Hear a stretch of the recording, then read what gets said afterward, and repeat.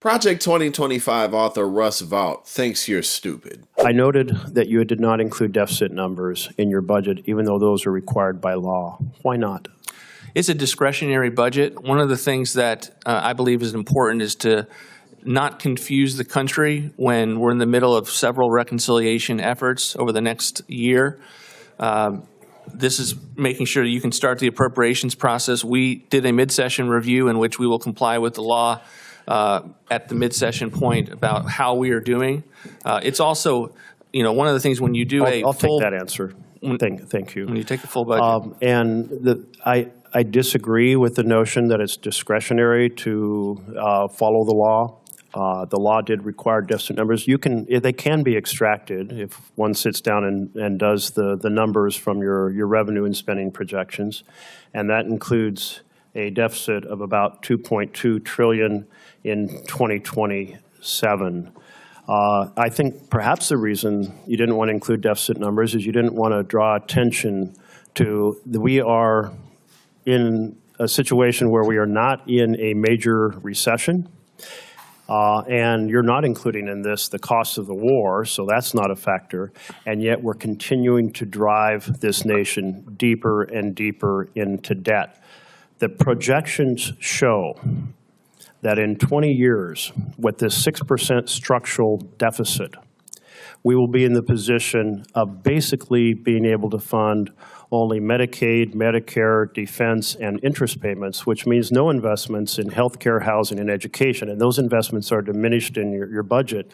So am I accurate in saying, extracting from the numbers you do have in there, that the deficit is going to be about $2.2 trillion for 2027 as projected in your budget? Again, this budget has not intended to tell you where we would be from the deficit, but I do appreciate the concern on debt and deficits. I do appreciate the concern. When we came into office, we were staring into face $32 trillion in deficits. We have already gotten that down to $18 trillion.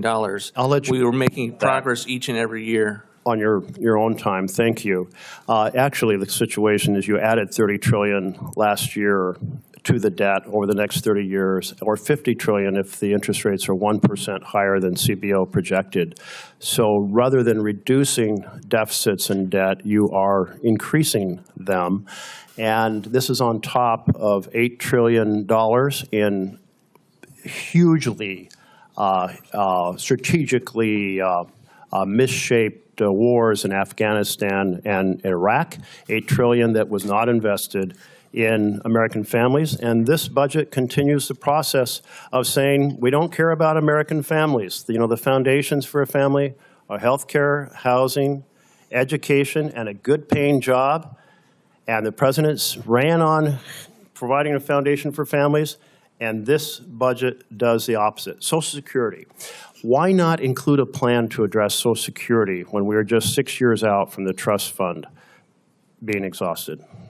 The president has made very clear that he is going to protect the benefits of Social Security into the future. Exactly. So why not protect them? Why not have a plan? Why not come to Congress and say this has to be a priority?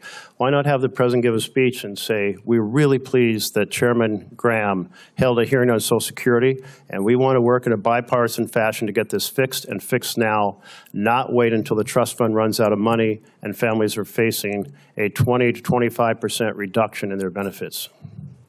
No senior is going to face a reduction in their benefits. This president is going to fully protect them at each and every points of the deadline. Right now, we have to get the government funded, and as a result, we need Congress to work again. So, on the one hand, Project 2025, the push to get black and brown people out of the workforce and put women back into the kitchen and take away their abortion rights and their bodily autonomy and to make this country a theocracy to where everything's about white Jesus, white gold-bearded Jesus with blue eyes. Outside of that, the typical Republican push to privatize everything. We look at what was happening with TSA and just, defund everything, deregulate everything so that we can put everything in the hands of individuals like Donald Trump and Pete Hegseth and Kash Patel. Just let them run it. Just let these big businessmen, like Elon Musk and Jeff Bezos, Bill Gates. Just let them call the shots. Let them decide what happens in society.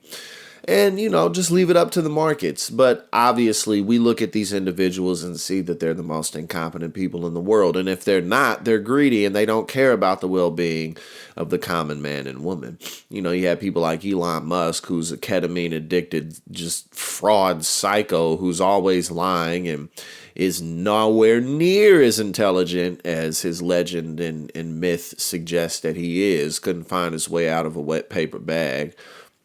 Then you have people like Jeff Bezos who just don't give a damn about anything except expanding their corporate monster and making more profit.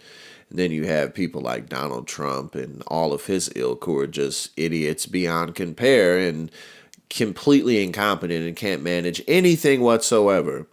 So, just no thank you. No thank you to all of it. No thank you to the entire ideology behind Project 2025. This is a disaster, and no thank you.